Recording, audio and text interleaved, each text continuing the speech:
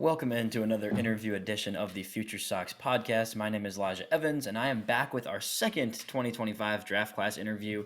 Super pumped to have third round pick Kyle Lodise on with me today. We're going to talk a little bit to Kyle just about everything that he's been through with the draft process, his college experience, and now just getting settled into the White Sox organization. So welcome in, man. How you doing? I'm doing great. Thank you for having me. Yeah, we appreciate you taking the time. So before we get into kind of the backstory, how's it been? You got drafted 2 weeks ago. Essentially, you've been in Arizona now for about a week. How is it all just settling in since being drafted a couple weeks ago now? Yeah, it's been really nice having a full week to kind of just digest everything before you get thrown right in. So kind of went straight up to Chicago. Got to see Chicago and have some good quality food up there. And then I've been here for I guess a full calendar week now. So it's kind of really set in that like this is a full time job and Yeah, kind of figuring out the routine of everything. So it's been a fun week so far. yeah, that's awesome, man. Is it your first time in Chicago? Absolutely, yeah, first time. That's awesome. Chicago's great. I'm from there, obviously. Most of our listeners are. So, what were your impressions of the city in your brief time there? No, it was pretty sick. Yeah, I think Chicago sometimes gets, a bad rap, at least from where I'm from, just yeah, because, just of the area and stuff like that. But it was super gorgeous and pretty, like, the downtown area, and then, obviously we went and ate at the Michael Jordan Steakhouse, so nice. that was like a super cool experience. I So was gonna it say, was it did you was get to? really cool. That's awesome. Did you get to try some local food? You get some deep dish or anything, or some hot Oh, dogs, we anything like got that? we had the whole menu Sure. going out that Nice, night. dude. Yeah. That's awesome, man. Yeah, no, it's a good food city. I'll say that for sure. Above Oh all yeah, of big everything time. else too, but it's definitely got some good food.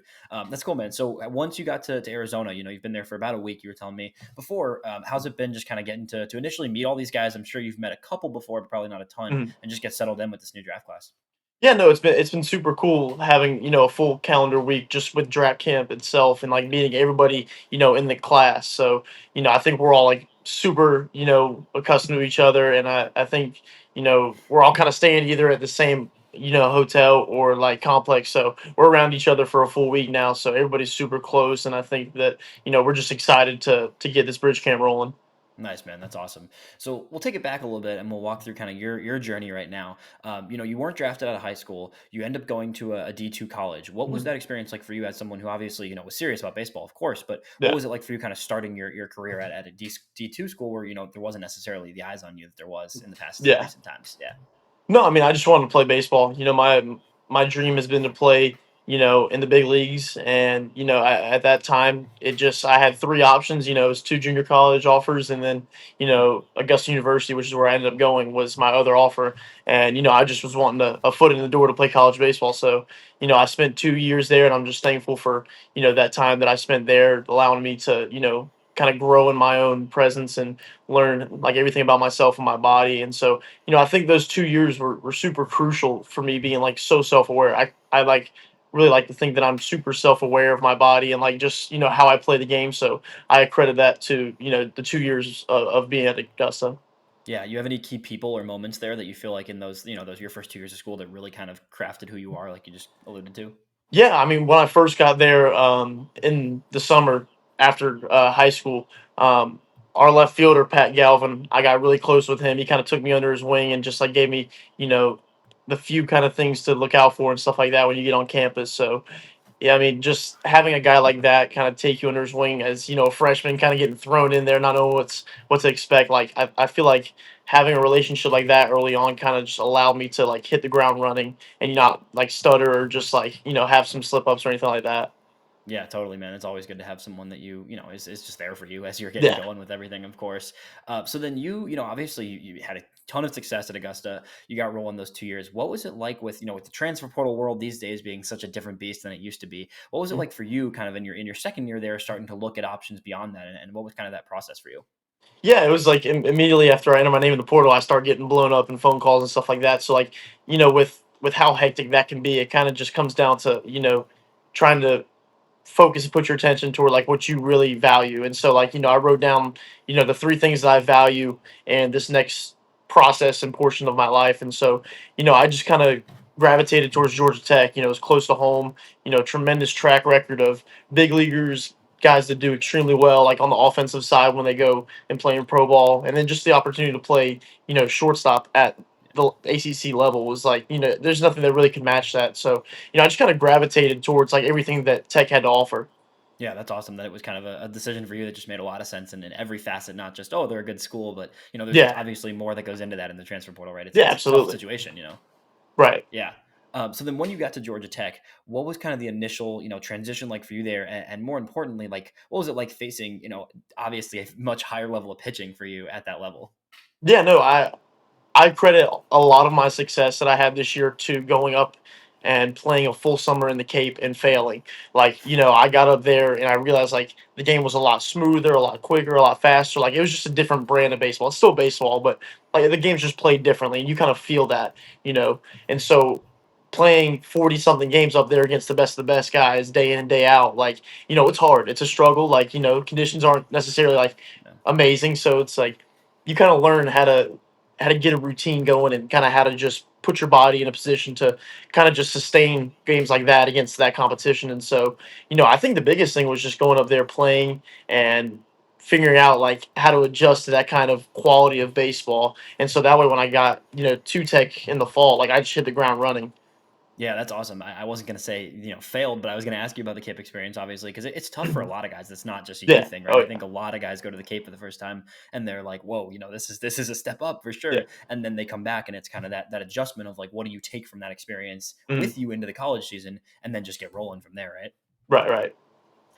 For you, and when you look back at like 3 full years of college, what are the biggest things you think you've grown in terms of your literal play, maybe also off the field as well, but in terms of your play, what are the biggest things you really think you've taken to another level throughout these last couple years? Yeah. I think one is just the physicality. Like, I came in like 5'10", 145, 150 pounds, so like I still have a lot of room I want to work towards like in that like aspect, but I think that's one of the biggest steps that has really helped me to just continue doing what I'm doing, at a high level. And then just like the mental side of the game, like that's a super like small area of the game that nobody really talks about. Like it's all about how can we adjust swings, how can we do this like mechanically, but like this last calendar year, I'd say I took a massive jump with how I approach the game from the mental side and mental performance, and so I think that that's really helped me like just become a much more consistent, well-rounded baseball player, both on and off the field. Yeah, no, that's a huge part of it. I think in that college experience, I think it's something that's pretty invaluable to get that Yeah. mental, consistency. In terms of your offensive game, and then we'll get into the defense a little too. You Mhm. were kind of, really good approach. You generally have been a sound approach guy, hit tool throughout your college career. I've heard from a couple people I've talked to about kind of just the increase of your power and how you just kind of said that a little bit with your physicality. What do you think are just kind of the things that stand out about you as a hitter and who you want to be as a hitter? Yeah, I think I've always had good bat to ball skills. I really don't swing and miss a lot in the zone, and I control the zone really well. I don't swing a lot of balls. I just I approach every at bat with a really good game plan, and I want to if I'm going to get out, I want to get out on that game plan. You know what I mean? And so I feel like the the ability to control the zone and put barrel on ball in play, with some impact is something I do really well. But this year I took a big step forward with my offensive power production, and I think a lot of that was also like tweaking approach because my entire career I've been a leadoff hitter. My job's been to get on base at Yeah. any means necessary, and sometimes that's like getting deep in counts, missing pitches, and stuff like that. And so, me and James Ramsey, our hitting coach at Tech, we sat down and talked about like how if I move to a different spot in the lineup, you know, I still have to hit. Like you're not going to be the leadoff hitter every step of your way. Like you still are going to have to impact the baseball, and so that kind of really like opened a new door for me and to be able to slug a little bit, which I don't think a lot of guys expected me to do coming into this year, especially at this level. Yeah. Do you feel like it's been kind of a pull side thing for you? Because I know with Mhm. with a lot of guys, right, tapping into that kind of air pull to the pull side is really kind of the key to just finding more power for natural hit to tool guys. Mhm. Is it kind of just finding that pull side loft for you a little bit? Yeah, so my sophomore year at Augusta, I think I hit 14 homers, and I think 8 or 9 of those were to either center field or backside. Hmm. So, like, I could never backspin the ball Yeah. to the pull side. And so this year, like, that was one of the bigger things that we, kind of worked on was, I will always be able to hit the ball backside and just control the ball going that way. But, like, against 96, 97 sink, run, cut, like, you got to be able to, like, get your barrel there. And Yep. so, a lot of the homers that I hit this year were to the pull side just because we worked on that. And so I think that definitely was, like, one of the things that we kind of worked in the off season to kind of like take my game Yep. from that standpoint, just like, okay, we can go backside, we can do that. But, if you want to slug, like, you have to get the barrel head out sometimes. Yeah, definitely. I think that's the balance between guys who are naturally good at hitting backside and trying to tap into that pull side power is something we see.